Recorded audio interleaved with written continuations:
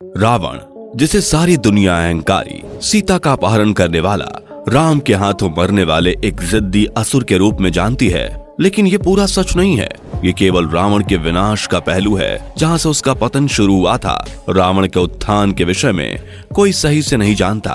अपनी बहन के अपमान का बदला लेने के लिए श्री राम से टकराने वाले एक अच्छे भाई के रूप में दुनिया रावण को नहीं जानती। अपनी बहन शूर्पणखा के एक बार कहने से ही उसने श्री राम से बदला लेने का इतना बड़ा फैसला ले लिया, जो अंत में उसकी ही मौत का कारण बना।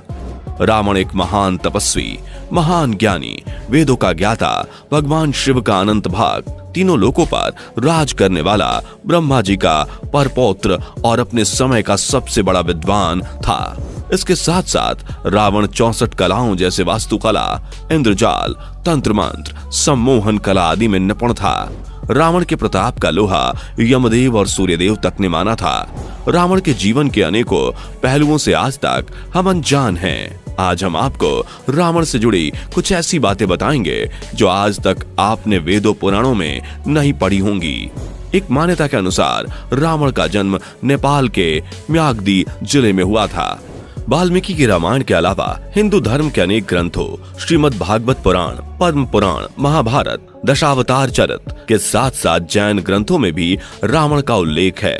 स्वयं श्री राम ने रावण को महाविद्वान, महाब्राह्मण की उपाधि दी थी, क्योंकि वो 64 कलाओं में निपुण था और असुरों में सर्वश्रेष्ठ और बुद्धिमान था।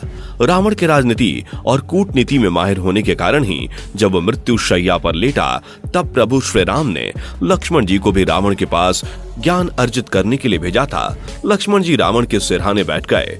तब रावण ने पहली सीख थी कि सीखने के लिए सिर की तरफ नहीं बल्कि पैरों की तरफ बैठना चाहिए। फिर रावण ने लक्ष्मण जी को राजनीति के कई गूढ़ मंत्र बताए। हिंदू ज्योतिष शास्त्र की एक महान पुस्तक रावण संहिता खुद रावण ने लिखी थी। अब आप सोच रहे होंगे कि ये कैसे हो सकता है, एक असुर हिंदू ग्रंथ कैसे लिख सकता है? तो आपको बता दें कि रावण पूर्णतः असुर नहीं था। रावण एक ब्राह्मण और एक राक्षसी के मेल से जन्मी संतान था, इसलिए वो एक ब्रह्म राक्षस था, जिसमें ब्राह्मणों जैसा सदाचार, वेदों का ज्ञान, कठिन तपस्या का साहस और राक्षसों जैसा बल और अहंकार था। राक्षसी माता और ऋषि पिता की संतान होने के कारण रावण के अंदर हमेशा दो विपरीत भावनाएं चलती रहती थी। रावण संहिता के अलावा रावण ने भगवान शिव की स्तुति में शिव तांडव स्रोत की भी रचना की थी। कुछ लोगों का तो मानना है कि प्रचलित लाल किताब भी रावण संहिता का ही अंश है। इसके साथ साथ रावण ने अंक प्रकाश, इंद्रजाल, कुमार तंत्र, प्राकृतिक कामधेनु, ऋग्वेद भाष्य, नाड़ी परीक्षा आदि पुस्तकें भी लिखी थी। रावण की इस विद्या का श्रेय सूर्य भगवान को जाता है। रावण के द्वारा लिखे गए ये ग्रंथ अतुल्य जानकारी से भरे हुए हैं। रावण भगवान भोलेनाथ का अनंत भक्त था। रामायण में ऐसा उल्लेख है कि भगवान श्री राम से युद्ध करने से पहले शिव जी का आशीर्वाद पाने के लिए रावण ने यज्ञ भी किया था। ऐसा भी कहा जाता है कि एक बार भगवान भोलेनाथ को लंका ले जाने के लिए रावण ने पूरे कैलाश पर्वत को ही उठा लिया था। रावण के दशानन होने की वजह भी उसकी शिव भक्ति ही थी। ऐसा प्रचलित है कि रावण ने शिव जी को प्रसन्न करने के लिए उनकी तपस्या करते समय अपना सिर खुद की धड़ से अलग कर दिया और अपने शरीर को 10 टुकड़ों में काट लिया।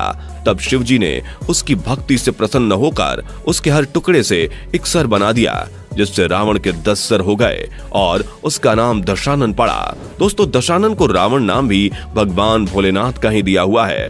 भारत के क्लासिक वाद्य यंत्र वीणा की खोज करने वाला कोई और नहीं, रावण ही था। रावण न केवल वीणा की खोज करने वाला बल्कि एक मधुर वीणा वादक भी था।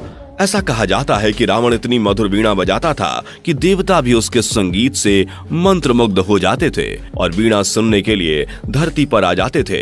रावण के क्रोधित असुर स्वरूप या दशानन स्वरूप के चित्र तो सभी ने देखे होंगे, लेकिन रावण का वीणा बजाते हुए चित्र शायद ही किसी ने देखा होगा। ये रावण के जीवन का एक अनदेखा पहलू है। श्री राम से युद्ध के दौरान जब रावण को अपनी हार नजर आ रही थी और वो केवल अकेला जीवित बचा था, और उसके भाई बंधु पुत्र सभी मारे जा चुके थे, तब रावण ने एक ऐसा यज्ञ शुरू किया जिससे उसकी जीत निश्चित थी। लेकिन इस यज्ञ को पूरा करने के लिए रावण इसे छोड़कर बीच में नहीं उठ सकता था। तब राम जी ने बाली पुत्र अंगद को रावण के इस यज्ञ में बाधा डालने के लिए भेजा। सभी असफल प्रयासों के बाद अंतिम कोशिश करते हुए अंगद ने मंदोदरी पर वार किया, लेकिन अपनी पत्नी को बचाने के लिए रावण यज्ञ बीच में छोड़कर उठ गया। यह उसका अपनी पत्नी के लिए समर्पण था। अपनी बहन का बदला लेने के लिए रावण ने सीता का अपहरण किया, लेकिन सीता की इच्छा के बिना उसे हाथ तक नहीं लगाया। ये उसका नारी की मर्यादा के प्रति समर्पण था। रावण का पुष्पक विमान अद्भुत था। ये उसके विज्ञान पर मजबूत पकड़ का सबूत था। ये विमान सोने से बना हुआ था और इसका आकार बदल सकता था। ये विमान रावण की सोच की रफ्तार से चलता था।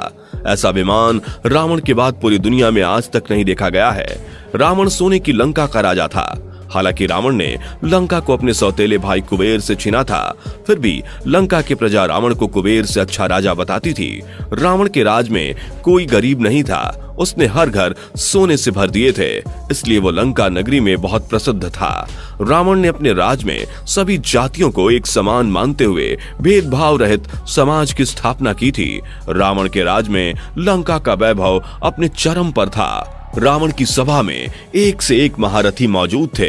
उस काल में जितने भी श्रेष्ठ जन, बुद्धिजीवी और कुशल कार्यकर्ता थे, वो सभी रावण की सभा में मौजूद थे। उस समय के श्रेष्ठ शिल्पकार विश्वकर्मा, श्रेष्ठ गुप्तचर, श्रेष्ठ सलाहकार, कुशल संगीतज्ञ रावण की सभा में मौजूद होते थे। उसके राज में हर तरह के प्रबंध के लिए अपने अपने क्षेत्र में निपुण लोग ही तैनात थे। हाथी, घोड़े, रथों, सड़कों से लेकर जल प्रबंधन तक हर तरह के संसाधनों का नियमित रूप से पूर्ण कुशलता से संचालन किया जाता था। रावण का साम्राज्य केवल लंका तक ही सीमित नहीं था, बल्कि बलि द्वीप, मलाया द्वीप, अंग द्वीप, बारह द्वीप, यवा द्वीप, अंध्रालय और कृषाद्वीप तक फैला हुआ था।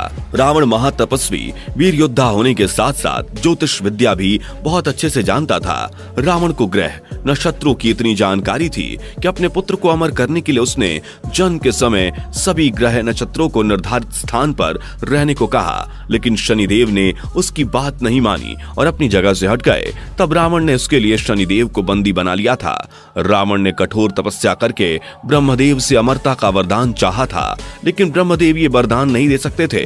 इसलिए अपनी सूझबूझ से उसने ऐसा वरदान मांगा कि ना तो कोई भगवान, ना कोई राक्षस, ना कोई किन्नर और ना ही कोई गंधर्व उसका वध कर पाए, परंतु वो मनुष्य को भूल गया।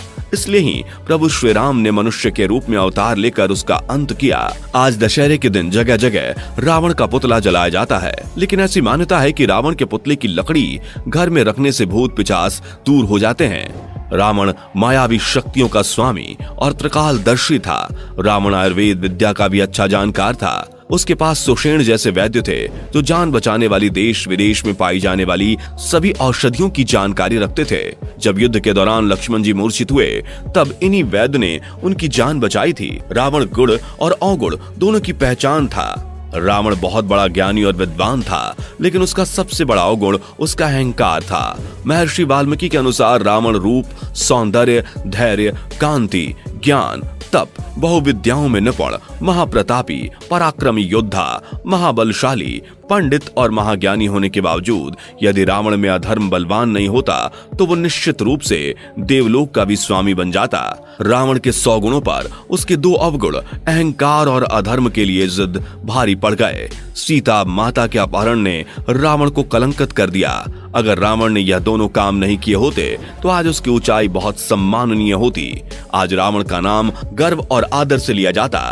अब हर किसी को यह समझने की जरूरत है कि आपकी बुराई आपकी कई अच्छाइयों को ढक देती है। बुराई का साथ देने वाले का अंत भी बुरा ही होता है। अगर ऐसा ना होता तो दशहरे पर रावण के साथ मेघनाथ और कुंभकर्ण का पुतला नहीं जलाया जाता। भारत में दशहरे के दिन हर जगह रावण, मेघनाथ, कुंभकर्ण का पुतला जलाया जाता है और इस दिन को बुराई पर अच्छाई की जीत के प्रतीक के रूप में मनाया जाता है। लेकिन मौजूदा माहौल में सिर्फ एक दिन रावण को जलाने से बुराई खत्म नहीं हो जाती, बल्कि आज के इस असुरक्षित माहौल में हर दूसरे तीसरे के मन में बैठे रावण को हर रोज जलाने की जरूरत है। आशा करते हैं आपको ये जानकारी पसंद आई होगी। आपके कमेंट पढ़कर हमें अच्छा लगता है, इसलिए हमें कमेंट करके जरूर बताएं कि आपको ये जानकारी कैसी लगी। अंत में वीडियो को लाइक करके अपने दोस्तों के साथ जरूर शेयर करें और ऐसे ही और वीडियोस के लिए चैनल को सब्सक्राइब करके बेल नोटिफिकेशन को भी जरूर ऑन कर लें। धन्यवाद।